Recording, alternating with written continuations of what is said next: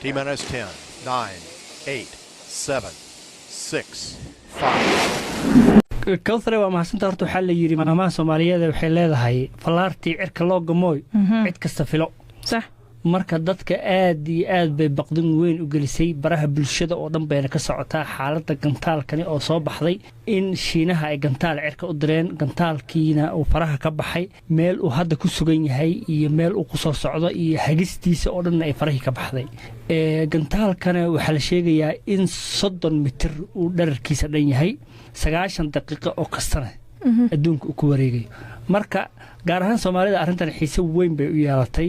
baraha bulshadana xala oo dhan ilaa maanta aad bay u qabsatay looga hadalay adiga oo aad ogtahay toddobaadkii hore inay ahayd markii uu libaaxa ka baxsaday magaalada Hargeysa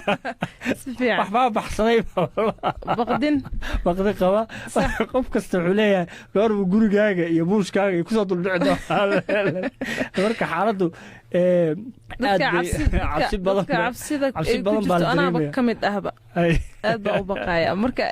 cabdinaasirow gantaalkan maxaa khasaaraha u geysan karaa horta kawthare waxaa xusid mudan dunida iyo koonkan aan ku noolnahay 75% horta waa biyo sax sidaa darteed waxaa suurtagalnimadeeda ay aad u badan tahay meel aanan dhul ahayn inuu ku soo dhaco oo uu ku dhaco badda webiyada waadiyada harooyinka balliyada iyo dooxooyinka inuu ku dhaco suurtagal laakiin